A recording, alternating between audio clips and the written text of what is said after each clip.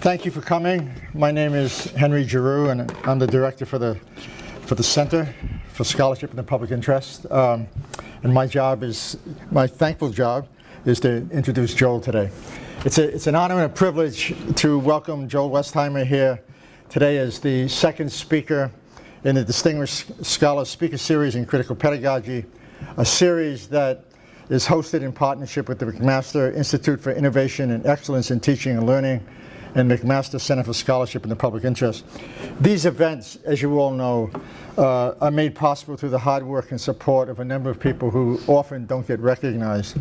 First, I'd like to thank Ashad Ahmad, the AVP of Teaching and Learning, and the director of MEDL for his financial support. But I really want to thank the staff here at MEDL, who have worked on multiple fronts to coordinate everything and ensure the series' success, particularly Jennifer Fisher, Jennifer Forbear, Amy McIntosh, and Balana Nagovin, if I have pronounced that name correctly. Forgive me if I haven't. This lecture series forms but one part of a larger project whose motivation is to understand and address why public and higher education in North America and in many other parts of the world is suffering from both a crisis of legitimacy and a crisis of politics. Universities and public schools appear increasingly removed, as you well know, from the discourse of public values and ideals of what we might call a substantive democracy at a time when it's most imperative to defend educational institutions against an onslaught of forces that are as anti-intellectual as they are anti-democratic in nature. Public schools and universities are facing a growing set of challenges that collectively pose a dire threat to the status of education as a public good, rooted in fostering independent thought, critical agency, and civic courage. These challenges, to name but a few, include budget cuts, the downsizing and de-skilling of teaching faculty, the shifting of governance to a managerial class, the corporatization of higher education, the reduction of students to consumers, the imposition of a business culture, and the reviving of curricula to fit market-driven goals. Reduced to slavish marketable values, measurable utility, and the logic of cost-benefit analysis, education seems to be losing its concern for the public good and for social and economic justice.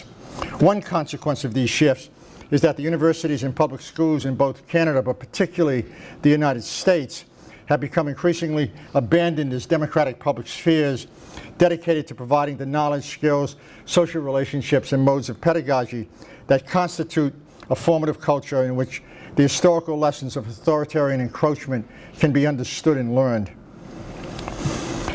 Contrary to a view of education stripped of its civic purpose, we're incredibly fortunate to have Joel Westheimer here today, whose research and public advocacy has necessarily insisted on the democratic potential of educational institutions in the face of these challenges. Joel is both a scholar and a public intellectual, and integrates these roles so that each one enriches the other. He has studied, among other things, engineering, worked as a computer programmer, composed and played music, studied social movements, and was the first male engineering student at Princeton to earn a certificate in women's studies. I particularly like that one. All of these interests coalesce around his deep concern for reclaiming the connection between schooling and democracy. And as a critical educator, he has displayed great courage and has repeatedly made clear his commitment to pedagogy as the practice of freedom. As a public intellectual, he has taken seriously James Baldwin's insistence that, quote, not everything that is faced can be changed, but nothing can be changed until it's faced.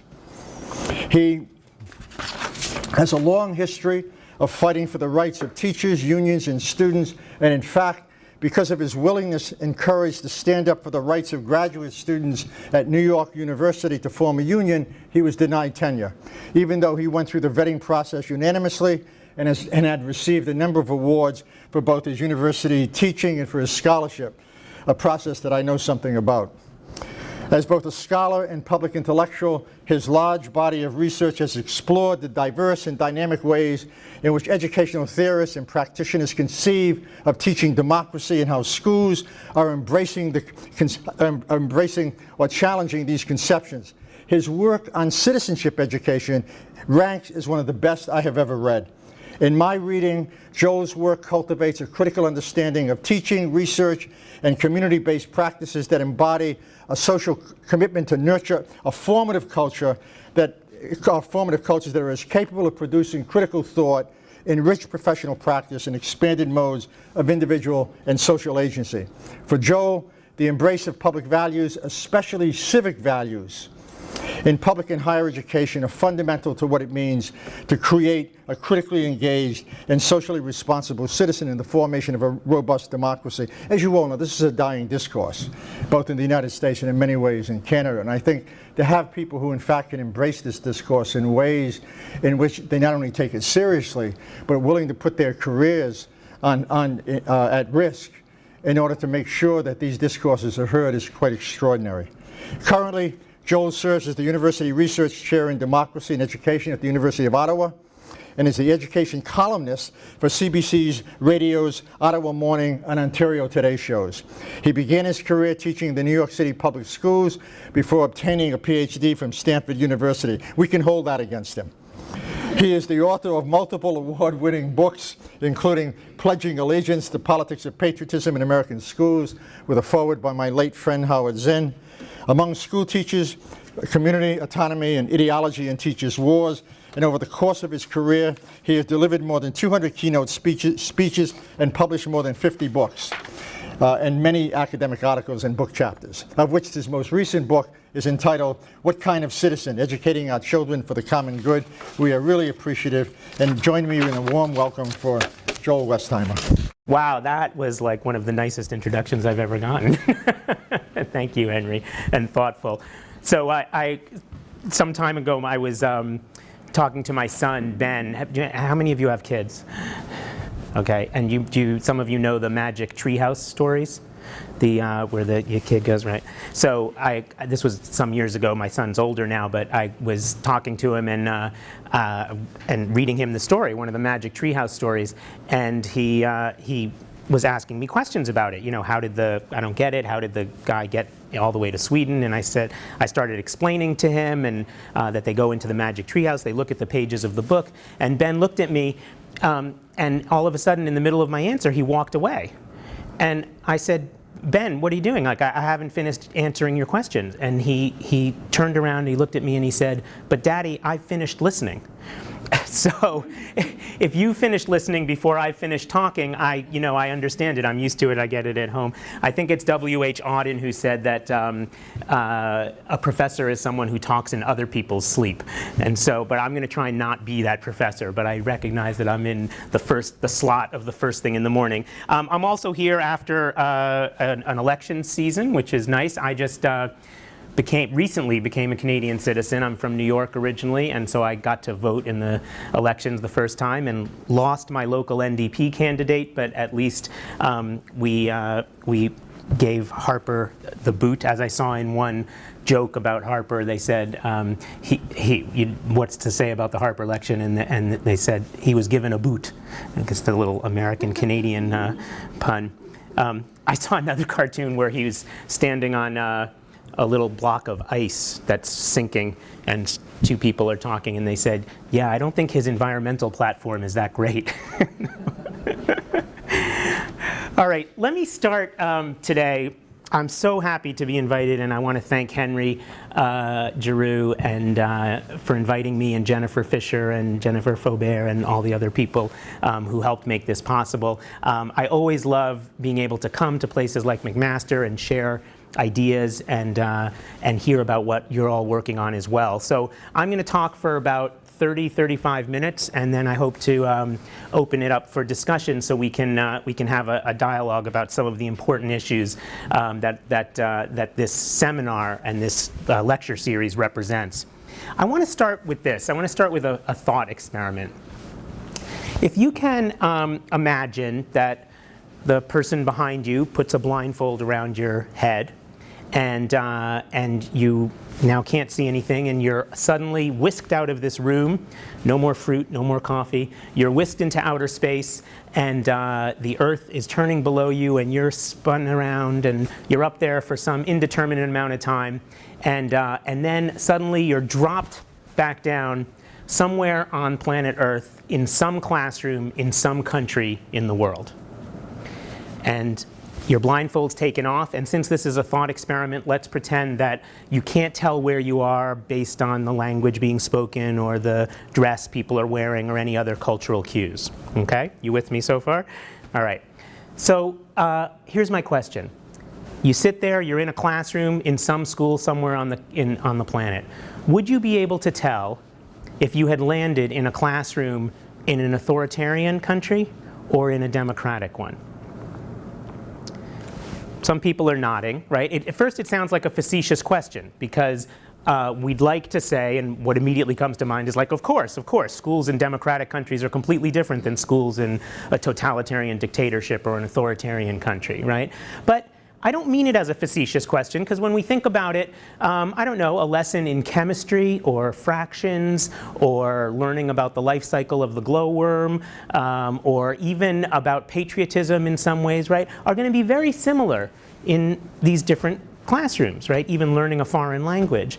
And so the fact that there's going to be similarities or even some lessons that are very much the same between classrooms in a democratic country and an authoritarian country raises for me the question, well, what exactly should we be doing differently in schools in a democratic country than would be done in a totalitarian country, right? What would be different in schools, or what should be different, or what is different about schools in Canada or Sweden or Germany or France or the United States than would be in North Korea or China or Iran or other countries that don't have the same democratic traditions? One of the things that we like to believe would be different is that schools in a totalitarian country are not trying to teach a democratic form of citizenship, right? By definition, they have a different system of government, and they're not theoretically asking of their citizens to participate in governing their own affairs, whereas schools in a democratic country should be teaching critical analysis of public policy, decision-making, participation, the kind of traits of a democratic citizen that are required, right, to make democracy work. It's like that famous Thomas Jefferson quote, that I'll paraphrase really badly. If the people are not well educated enough to govern their own affairs, the solution is not to take that power of governance away from them, but to educate them, right? And in fact, the very foundation of public schooling in Canada and the United States was not career preparation or scoring high in standardized measures of academic achievement in math and literacy. It was about democratic citizenry. Now, there was not a golden age of school where schooling was all about teaching people to criticize public policy, but the foundational philosophy of schools was that if democracy was going to work, it needed a citizenry capable of participating in that democracy. And so I want, as I'm going through my comments, if you can hold that in your head, this thought experiment, okay? What's different in schools in Canada than would be in schools in North Korea? Because in some sense, a kind of one version of truth history or any subject, right, is a hallmark of a totalitarian society. Maybe not everyone on the street believes that one version of truth, but that's the official story, right? It's handed down by the leader on high. This is what happens, this is what happened, this is what's good for us, this is what's bad for us. And the role of the citizenry is not to question those pronouncements, but to obey them, to produce loyalty, community and camaraderie around that single narrative, that single story.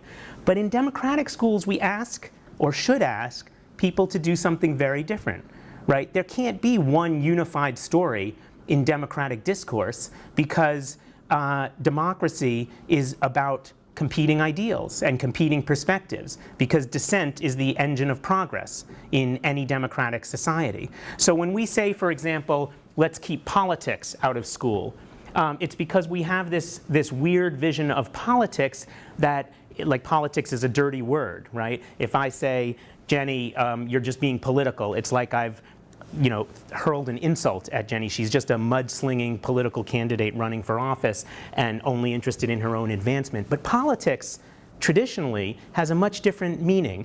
In the classic book by Bernard Crick, In Defense of Politics, he says that politics is the way people in a democratic society come together to work out their differences and move towards effective social policy. Right? In that sense, politics is a very noble word. And so when people say we have to keep politics out of the school, to me that's extremely inconsistent with a democratic notion of what education is. Right? I would like politics to be put back in because our students, unlike those in a totalitarian dictatorship, need to learn to traffic in multiple perspectives, to deal with multiple ideas. And that's what I'm going to spend a bit of time talking about this morning. Now, the word of the hour, as Henry alluded to, of course, is standards and accountability, right? And there's nothing wrong with standards. Everyone has standards. In fact, I've never met a teacher who doesn't have standards, and I've never met a teacher who doesn't feel accountable to their students, to the other teachers, to the principal, to the Board of Education, to the surrounding community. So the problem is not with standards. Right? The problem is with standardization, because standardization, by its very definition, means making everything the same. Right? Making teachers interchangeable, making children interchangeable, making classrooms interchangeable, as if schools were nothing more than a series of McDonald's. When I go to McDonald's, if I go here in Hamilton or I go in Ottawa, I want my Quarter Pounder with cheese to be more or less the same. Right? Schools have a different kind of mission. Right? Teachers are not interchangeable, and the idea that teachers should be reduced to an interchangeable assembly line of machinery or parts is anathema to the idea of education in a democratic society for reasons I'm going to get to. So too often raising standards, or as we call it here in Ontario, putting kids first, seems to be synonymous with putting teachers last. Increasingly, a bottom line for minimum standards and uniformity is being raised to the top of all curricular considerations. And so as our cultural obsession, and it is an obsession, with standardization and accountability measures is increasingly reflected in our schools, it's affected teaching in ways that are disastrous for the enterprise of teaching for democratic thinking. The most common complaint I now hear, I travel a lot through Canada and the US, and the most common complaint I hear from both teachers and administrators is something like this: I have been stripped of my professional judgment, creativity, and freedom to make decisions in the best interests of my students. There was a Vancouver headline just recently that said, "Lack of prestige and autonomy soon scares off even the most dedicated." The difference between the US and here, we know about teacher shortages everywhere in the US. We know that half of teachers leave the profession within the first 5 years in the United States. But people here in Canada often think, like in Ottawa, for example, there's a huge glut of teachers, right? University of Ottawa is graduating way too many teacher candidates than there are positions for teaching. And yet, fewer people know that the statistics in Canada are not so much better about teachers leaving the profession. About a third of teachers in Canada leave the profession within the first 5 years of teaching. And we're beginning to get some research that shows that those teachers who are leaving are, not surprising, some of the best teachers, right? They're the ones who have other options, who can do other things. And I worry right now that as this obsession and focus with standardization reaches a kind of critical turning point, it becomes a tipping point, right? That we will no longer attract the best teachers into the profession, and that the conservative right-wing ideologues will have created a self-fulfilling prophecy, which is that the teaching force, in fact, is or does become a substandard teaching force because it will be only people who have no other options other than to go into teaching. Many teachers would echo the sentiments of Gloria, a teacher in a recent study I conducted of the 10th grade civics curriculum in Ontario. She told us this. This is Gloria speaking. "In my 22 years of teaching, never have I experienced a climate that has turned all educational problems into problems of measurement until now. Poor citizenship skills? Raise their math and literacy scores. Poor participation? Doesn't matter. Poverty? Inequality? The solution is always to give the students more tests. These days, pedagogically, I feel like I can't breathe." That's Gloria. And that could represent the sentiments of scores of teachers that I come across. Now, we only have to look to our dear neighbors to the south to know that attacking teacher professionalism has very rapidly become a national pastime. In the past years, educators watched in dismay as conservative politicians in Wisconsin, Colorado, New Jersey, Illinois, and a dozen other states earnestly proclaimed teachers, not hedge fund managers, subprime mortgage lenders, or bankers, to be the root cause of their respective states and the nation's problems. Teachers, they said, earn too much money, have too much time off, and have too much freedom to teach how they please. They called for not only stripping teachers of their collective bargaining rights, but also for closer monitoring of their work and merit-based pay schemes and incentives. You know, sometimes I feel like I'm a character from one of those dystopic sci-fi novels where I've come back from the future, because I'm American originally. I've been here in Canada for 13 years now. And I feel like I'm one of those characters in a dystopic sci-fi novel because I'm coming back from the future warning people not to go there, right? I've seen the future and it looks terrible. Don't do this, right? But of course, Canada, in its own plotting and perhaps kinder and gentler way, has gone exactly there. And Ontario is perhaps the province that has led the way with EQAO testing. I love EQAO, right? The for those, probably most people here know what it stands for, right? The Educational Quality Accountability Office, which if that is not a name straight out of Orwell, I don't know what is. Of course, kids have other names for it, right? They call it Evil Questions Attacking Ontario and all kinds of other things. But in many ways, this represents a slow but steady emulation of the worst policies that have come under No Child Left Behind and Race to the Top legislation in the United States. Now, I've been on panels with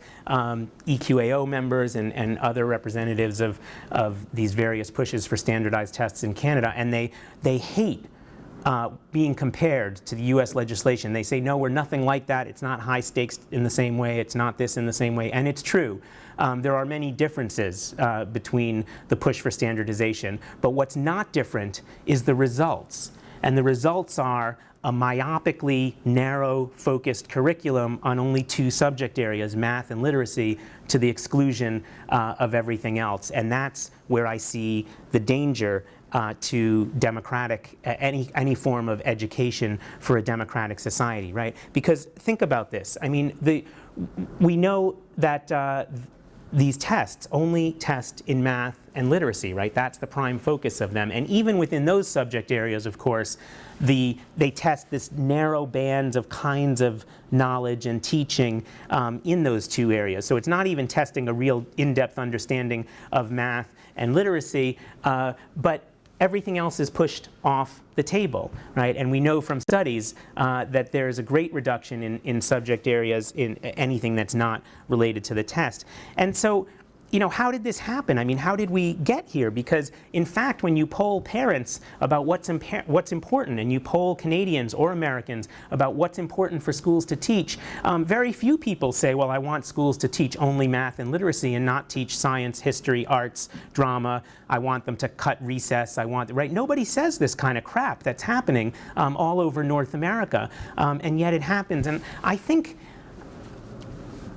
there are a lot of reasons, both complex and simple, of why this is happening. But I like to tell this story, and some of you may have heard this kind of parable.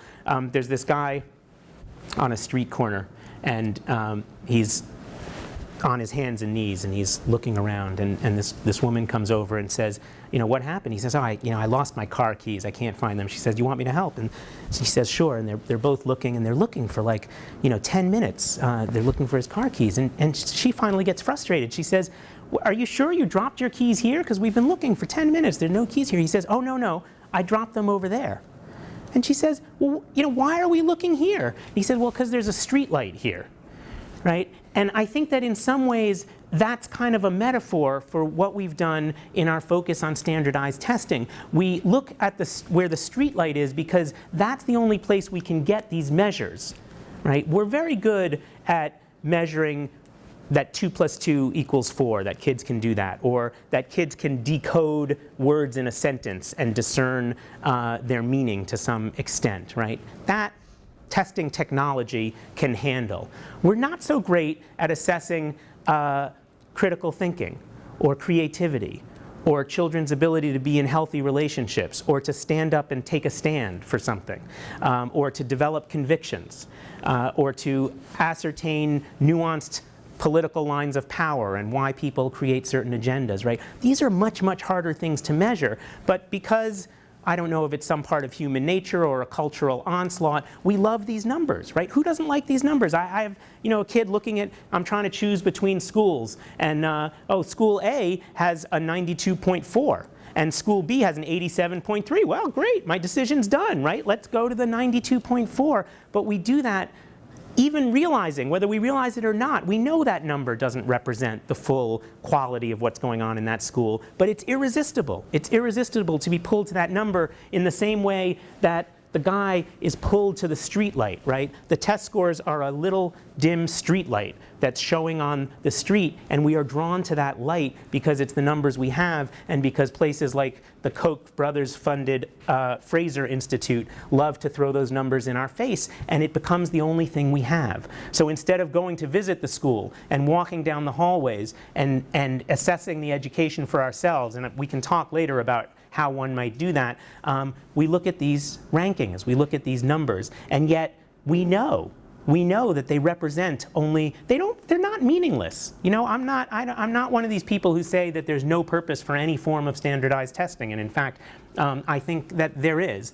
But the obsession with standardized testing is what's hijacked education for kind of a neoliberal purpose of career training and career prep. So, some testing is good when it's used in the context of helping students learn, but we know that these tests are not used in that context. In fact, students don't usually get the results of their tests, and teachers don't even get the results of the tests. And so when we see the way they're used, what it represents is an appalling lack of imagination in what the purposes of education and of teaching and learning are. John Holt may have been the most prescient forecaster of this phenomenon. In his classic 1964 text, How Children Fail, he wrote that the most significant outcome of the drive for so-called higher standards in schools is that children are too busy to think. Which is why I titled this talk, No Child Left Thinking, as a play on the No Child Left Behind. By the way, of course, I chose that No Child Left Thinking, but of course teachers have all kinds of wonderful things they call No Child Left Behind, like No Child Left Untested. My favorite actually is that a lot of people just call it No Child Left. There's something to be said for the metaphor of No Child Left Behind because it was replaced by Obama's Race to the Top. And I've got to say, as a metaphor, we can sort of get behind No Child Left Behind, right? I mean, that's like an okay metaphor. We want to bring all kids along with us. Race to the top? Like what is that? Like a race has 1, 2, or 3 winners. Everyone else is a loser. Is that's the U.S. national education policy? Hey, 3 of you are going to win. The rest of you are screwed. It's the strangest metaphor, but the policies remain the same. So now these cultural shifts that have led to overemphasizing standards and accountability measures in this ridiculously narrow range of skills, basic numeracy and literacy, result in an intellectually emaciated curriculum and reduced professional autonomy for teachers. But the most disturbing loss, I think, concerns the diminished value attributed to any educational activity that standardized tests do not measure. In other words, the educational goals that aren't under that streetlight, right? Arts, any of you arts teachers or were arts teachers? If you were, you'd know that funding has been cut and slashed or maybe pushed off the table altogether, right? The only way arts is valued is maybe if there's time and money left after test preparation, or if it can be demonstrated that participating in the arts raises mathematical literacy or literary prowess, right? Recess, just enough so children can concentrate better on mathematics and reading instruction. Sometimes recess is cut altogether, by the way. There are whole districts in the US where children are forbidden to go to recess until their scores reach a certain level on the standardized tests. I know personally of several children who have diagnoses of ADHD, right, attention deficit hyperactivity disorder, who are forbidden to go to recess because their scores are not high enough on the standardized measures of academic achievement. Most educators will be able to name at least 5 or 6 activities that have either been curtailed or refashioned so that their existence can be justified by citing evidence that engaging in these activities leads to better test scores or academic performance. My favorite example of this is admittedly extreme, but it just illustrates the point so well. And it comes from, I'm sure there's Toronto. I don't know if there's a Hamilton school breakfast program, like for kids. Yeah. Most cities have them. There's an Ottawa school breakfast program. It's a terrific program. It feeds 8,000, the Ottawa one feeds 8,000 children breakfast every morning who would otherwise come to school, who do come to school hungry and who would otherwise go through the day, at least until lunch, hungry. Terrific people work there. I know the program, and I love it. But something caught my attention some time ago when I was looking at their website. They had a Q&A section. And in the Q&A, the first question was, why is the Ottawa School Breakfast Program important? And I want to read you what they had up there so I don't mess it up here. It said this, okay, this is their words. Children who arrive at school hungry do not perform well in the classroom. Numerous studies have shown that students who are fed are more alert, develop greater self-esteem, have better attendance, and fewer discipline problems. Children who receive a healthy, nutritious head start to the day show a marked improvement in academic achievement. Gosh, it wouldn't be enough if they were feeding kids because they were hungry, right? I mean, what more basic moral imperative do we have in society than to feed hungry children? It's almost like a Hallmark card of moral imperatives, right? I mean, children come to school hungry, but you'll see that they have to justify it by the fact that studies show that it raises scores on measures of academic achievement, right? And by the way, something else, you saw that it says studies show, which as a social scientist, and for anyone here who's a social scientist, this raises some concerns for me because I'm sort of wondering who's in the control group. I mean, are they taking like a group of children and starving them and putting them over here? Like, of course they don't do as well on the tests. They're starving, right? Give them food. And this leads to a whole set of examples that none of us could make some of these examples up. A study came out of Michigan that showed that chewing gum while taking the standardized tests raises the scores, okay? So not in Michigan, but in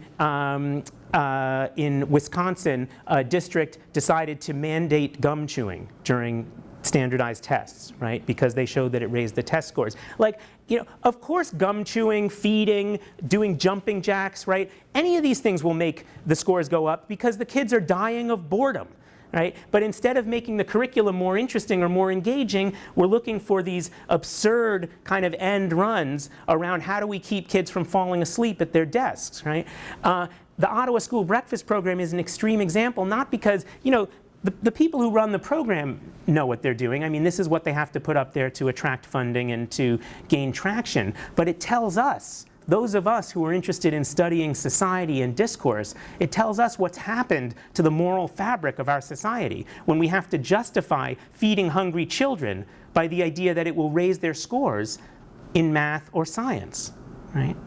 You remember some of us are old enough here to remember the craze about pregnant women strapping, was it Walkman at the time? I don't think it was iPhones yet, to their bellies playing Mozart. Do you remember this? Because it was shown that if you play Mozart to the fetus in the womb, that 12 years later, the kids will score higher on measures of academic achievement in school, right? So here again, like, we shouldn't play Mozart in the womb, whatever that's worth, because classical music and music by Mozart represents some of the, you know, the most wonderful pieces of art that our culture has produced in the history of humanity, but because it'll raise scores on standardized measures of academic achievement. And the problem with linking things like the arts to performance on academic test scores is that the second that they don't raise those scores, they're gone, right? It's hitching your wagon to a train that doesn't actually represent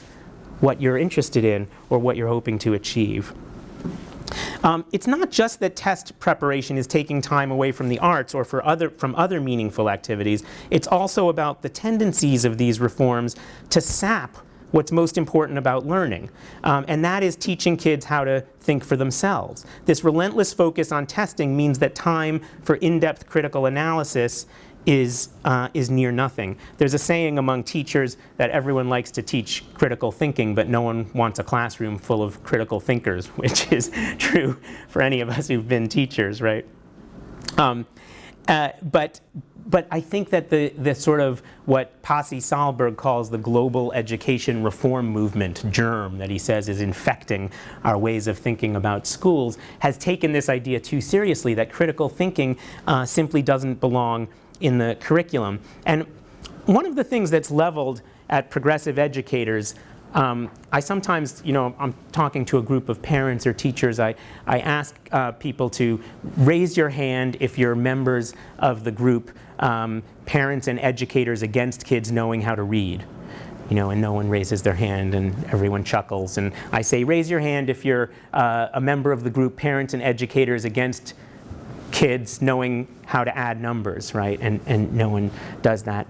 And I do that because I want to get rid of the straw man, right? Because there's this idea that, oh, there's these progressive feel-good educators out there who don't care whether kids learn to read or write or to add numbers, that they just want kids to hold hands and sit in circles and sing Kumbaya by the campfire, right? And of course, those teachers don't exist. They never have existed. There are no teachers who don't care whether children learn how to read or write or add numbers. But there are many teachers and many parents and educators who care about a lot more than that, right? That they not only care that Johnny learns to read, but that he knows how to tell what's worth reading. That how that reading relates to aspects of society and aspects of his or her life. Everyone cares that kids can add numbers and get the right change at a supermarket. But people also care that kids not just know how to add numbers, but know what those numbers add up to, right? How it pertains to their role in society and what they can do with those numbers. When you divorce education from its social meaning, you get what John Dewey called mean and repellent facts, right? These tidbits of information that float around and that have no inherent meaning. They're just by themselves, contextless, right? It's not that the facts aren't important. Of course some facts are important, right? And no one's against kids knowing facts. The problem is that when we estrange the facts from a context, from a social meaning, from a democratic meaning, they become useless. And that's where I feel that school reform has taken us to some extent, is these mean and repellent facts. It's not that we don't care that kids learn facts, although this is an interesting thing because I'm also asked, I know I've heard Henry be asked about this too, well, what are your goals for 21st century learning, right? I never know what 21st century learning means when people say that, but I think it has something to do with a sort of information economy and technology and things like that. And this is the weird thing. As this push for 21st century learning is seen everywhere, and it seems to mean a back to basics education, this is the same time when we all carry these devices in our pockets that have access to any fact I want in 4 seconds, right? We're not suffering from a dearth of information in 2015. We suffer from a deluge of information. What we need to be teaching kids is not facts per se, but how to sift through facts and understand who's saying those facts, which facts are important, how do we deduce why these facts are chosen and put together, right? So no one's against facts. What people are against is the reduction of all educational, the entire educational enterprise to teaching only disconnected bits of fact, disconnected from society. Now, one of the joys of living in Canada is that things are always worse south of the border. And so I want to tell you that no one's here from Florida, are you? Anyone from Florida? Anyone been to Florida? Okay. This is one of my favorite examples because a few years ago, Florida, I think, became the first state to simply ban critical thinking outright. The 2006 Florida Education Omnibus Bill, and then it was recast again a few years later, included this. And the Omnibus Education Bill is a 3,000-page document. It dictates everything that goes on in Florida schools and what's supposed to be taught, what's supposed to be learned. And it had this little nugget in it. Any history teachers here? People who've been history teachers? Yeah. So you'll love this in particular. It says this: "The history of the United States shall be taught as genuine history. American history shall be viewed as factual, not as constructed, shall be viewed as knowable, teachable, and testable, not open to interpretation." Right? So, of course, historians will all chuckle at this, and most academics will chuckle because we know that history is nothing but interpretation, right? There's almost nothing left when you take interpretation away. I mean, of course there's facts. The Norman invasion was in 1066. Like, people don't dispute that fact, but history is about which facts we choose, how we put them together, and what story we tell with those facts. Otherwise, you get the kind of Ferris Bueller's Day Off version of history. You remember with the guy, the anyone, and then the student who's drooling on the desk, right? This is pedagogically what's so fascinating about this is it's what makes history so interesting, is the competing narratives, the competing versions of not facts, but which facts are chosen and how they're put together. Sometimes I've had parents ask me, how do you teach critical thinking? And teachers ask, how do you teach critical thinking? And of course, this is like an endless conversation, and we don't know how to do it, and how do you balance it against indoctrination, and we can talk about that in the discussion. But one of the things I like to say is, one of the easiest things you can do with kids is, this is like one of the most radical things you can do in a classroom, is just tell them this simple fact. People wrote the textbook. They were like, what do you mean, like people wrote it? No, people, like look in the inside cover. It's either in the front or the back. You'll find like an author or a series of editors or a committee. They have names. Because most students and most adults, frankly, think that the textbook was like etched on 2 stone tablets and carried down a hill from on high, right? And as soon as you tell people that people wrote them, it raises a whole host of questions. Well, if people wrote them, who are these people, right? Where did they come from? What are their interests? Which different set of people would have written a different kind of textbooks? Well, we have the internet. We can find that out, actually. In fact, here I have this other textbook written by a different set of people. In fact, I have a textbook written in a different country. When Henry and I learned about the War of 1812, I'm willing to bet my textbook had about a half sentence of it in it, right? I mean, Americans don't care about the War of 1812, right? In my kids, there's like a whole chapter on the War of 1812. Americans and Canadians can't even agree on who won the War of 1812, right? Much less what it was about. So it's different interpretations of the same history, right? And that's what makes history so interesting. And it's what makes a democratic education possible, knowing that there are multiple and competing perspectives. Not that the other textbook writer is an idiot, but that well-meaning, thoughtful people differ on important ideas of social progress and social history, right? That's how we gain a critical understanding of the kinds of policies that we need to pay attention to elect leaders and to participate in a government that is for the people, et cetera, et cetera. Right? There was a fairly recent study that showed that about 73% of school boards and school districts in the United States and Canada scaled back instruction in any other subject, social studies in particular and history, to make more space for reading and math instruction. And to the extent that those other subjects weren't pushed off the table altogether, they're hijacked for the 3 months before testing time, so that the science teacher is told to have students write essays about science because the writing test is coming along, right? The history teacher is told to look at graphs because the math test is coming along. It seems like the hidden curriculum of these assessment and standardization programs seems to be, to me, how to please authority and pass the tests, not how to develop convictions and stand up for them. And that is what is a tragedy for any notion of education in a democratic society. I want to give one more example of this. There's, do any of you know what ODD stands for? It stands for Oppositional Defiance Disorder.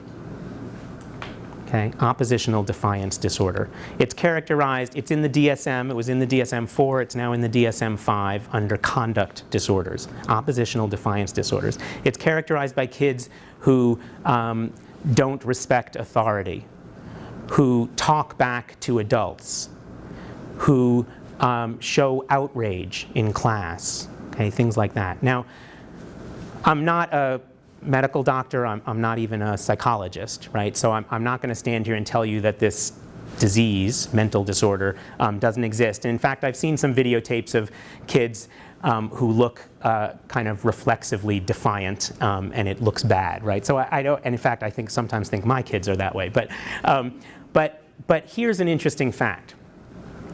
During the time period I'm talking about of increased focus on math and literacy, standardization, testing, and the reduction of the curriculum to anything that doesn't meet those agendas, the incidence of diagnosis of ODD, and these statistics are very hard to come by, but as far as I can tell, has increased from about 1 to 2% 10, 15, 20 years ago, to now in some school boards up to 20% of children diagnosed with oppositional defiance disorder. Okay? And this is no joke, because these are sometimes treated with something like cognitive behavioral therapy, sometimes with antidepressants, and frequently enough with strong psychotropic drugs. Right? So we have 1 out of 5 children in some schools being diagnosed with oppositional defiance disorder, a conduct disorder, because they're not fitting in to the school environment. Now, I'm not even talking about ADHD, right? There's plenty of newspaper articles about the percentage of our children popping pills for that, because they're not normal, right? But it's hard to know what normal means when a majority of children have to take drugs to be able to endure a mind-numbing curriculum focused on nothing that matters in their lives, right? But this ODD seems particularly troubling to me because of the way it's framed. There was a teacher in Oregon named Norm Diamond, and he saw this ODD thing going around, and he decided to coin his own disease, and he called it CAD.